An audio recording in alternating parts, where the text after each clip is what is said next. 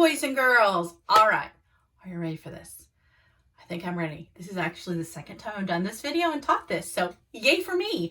All right, because when I did it the first time, my numbers were up here and you couldn't see them. So we're gonna do it again, yay! All right, here we go. So what we're gonna do is we're gonna be talking about subtraction, excuse me, subtraction with regrouping. Now, it can also be called borrowing. Regrouping or borrowing. As I start the lesson, I'm going to use both terms, but then I'll end up switching over to just talking about regrouping. Okay? Even though you can call it both things. Okay? All right. So, first things first, I want to do a real quick review on addition with regrouping. All right? So, if you have 96 plus 38, all right? So remember, because it's been quite a few weeks since we've done any addition with regrouping. So if you have 96 plus 38, we're going to start in the ones place on the right side here. Okay. So 8 plus 6 is 14. So I'm going to put my 4 down here and I'm going to carry my 1. All right, because I cannot, this is the ones place, and I cannot put a 2-digit number there. I cannot put 14. So I'm going to put the ones place down here and carry my tens place. Okay, I'm regrouping it.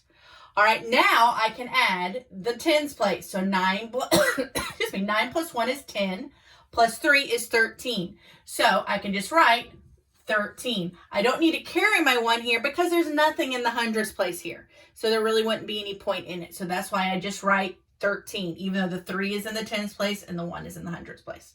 Okay? So hopefully you remember how to regroup with addition. Okay? Now we're going to talk about regrouping with subtraction. All right?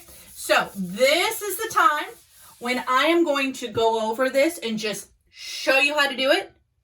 And then after that, I want you to pause it, this video, and I want you to get pencil, paper, or dry erase board and marker, or whatever you want to use to do this, to do these math problems with me, just like we would do in class, okay?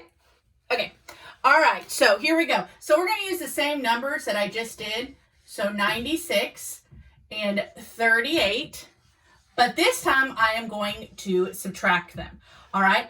8, I cannot take 8 from 6. So I'm going to cross out the 9, change it to an 8. And then I'm going to cross out the 6. I'm going to change it to 16. Now I can subtract. 8 from 16 is 8. 3 from 8 is 5. The answer is 58. So just the essence of what it is, how to regroup with subtraction, this is how you do it. Okay? So now I'd like for you to pause the video, and I would like for you to go get paper and a writing utensil or whatever, okay? So go do that right now, all right? All right, so if you got what you need, and we're going to talk about subtraction with regrouping. All right, so when we started with the addition with regrouping, I don't know if you remember this, but we did this. Do you remember doing this? All right, and we did this because this helps us separate our place value. Okay, so I would like for you to do that again with this, with our subtraction with regrouping, okay? Also, I have all the colors. You know how I love colors. All right, in class, so I am going to use colors because I like to see what I'm doing, okay? So, here we go. Here is our first math problem. So let's write 73, so 73, 7 in the tens place, 3 in the ones place, minus 46, okay? Now let me do a real quick reminder since I kind of didn't get all the way down here. Make sure when you're writing these, we're not doing like that. Remember when some of you guys did that? Let's don't do that because you forgot the subtraction sign and then we need our line up higher, okay? Also, remember the reason why we did this T, this little T graph type of thing is so that we can make sure our ones place is lined up and our tens place is lined up. Because if those are not lined up, you're going to have problems, okay? So, 73 minus 46. Okay, so just like with the addition with regrouping, you have to start on the right side and go left. It's the opposite of what you do when you read. When you read, we go from the left and right. When you do math, you go from the right to the left, okay? So we're going to start in the ones place right here, okay? So 6 from 3. If I had 3 markers and you came up and said, Mrs. Kroll, I need 6 markers. Could I give you 6 markers? No, I could not. Ooh, I'm sweating. I'm underneath the stairs at my house. So, no, I could not give you 6 markers because I don't have 6 markers. All right? So, I will have to borrow some from someplace else. So, I can give you 6 markers. All right, so you cannot take 6 from 3. So, what you need to do is you're going to be crossing out the 7 right here.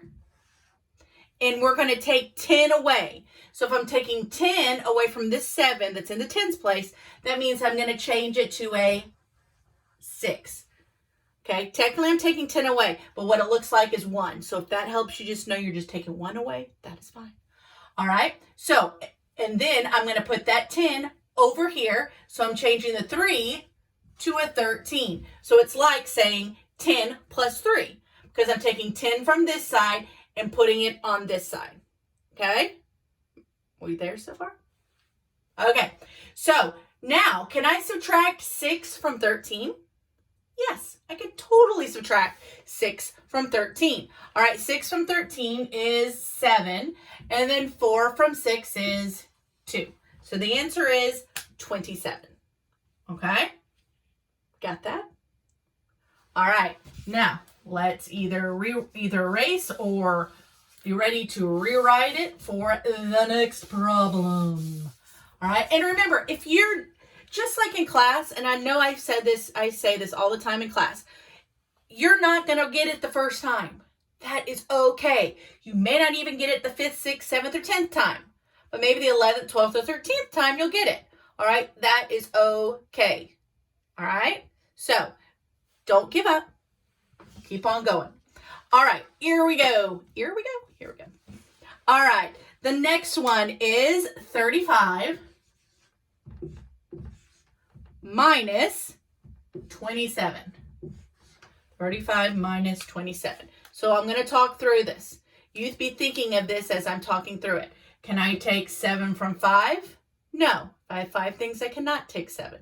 So I need to regroup, which means I am going to cross out the 3, change it to a 2. This is where the term borrowing comes in, because you're borrowing a 10 from here and putting it over here. So I'm going to change the 5 to a 15. Okay? So 7 from 15 is 8. 2 from 2 is 0. Okay? So the answer is 8. All right, let's do another one. If you need to pause it at any time, just to kind of gather yourself and to understand it, that is perfectly fine. That's what's kind of great about having a video like this. You can rewind it, pause it, do whatever you need to do. All right, which is kind of cool. All right, so here we go. Here's the next one. All right, so 58 minus 29. Okay, 58 minus 29. All right, can you take 9 from 8? Those numbers are really close, but no, you cannot. So we need to regroup. All right, so I'm going to cross out the 5, change it to a 4, cross out the 8, cross out the 8, change it to an 18, because I'm borrowing 10 from the 5 and putting it over here. So it's like 10 plus 8 is 18. Now it can subtract. 9 from 18 is 9. 2 from 4 is 2. Okay? So let's do what we do in class. All right? I know it's just me and you kind of right now, but think about how you feel about this, how you're getting this. All right? If you've got it, think thumbs up. I've got it. All right? I knew it before it even started, or, oh, I get it totally. This totally makes sense. All right, good. Think, are you like this? Kind of got it, kind of don't get it. I'm not sure. Or you're like this. I'm thinking probably a lot of you are probably like this, and that is fine. All right? So if you're like this, that's fine. That means that you're not understanding it very well yet, but you're going to get there. Okay, so let's do this again. So let's subtract. Well, I guess you are subtracting the ink from here. Okay, let's do another one. All right, 42 minus 37. Apparently I just picked up a little accent there. All right, can you take 7 from 2? No, you cannot. So you need to regroup. So I'm going to cross out the 4, change it to a 3, cross out the 2, change it to a 12 because I took 10 from this side. That's why I changed it to 3 and I'm putting it over here. Okay, now I can subtract. So 7 from 12 is 5 and 3 from 3 is 0. Okay. All right, let me also tell you something else about this.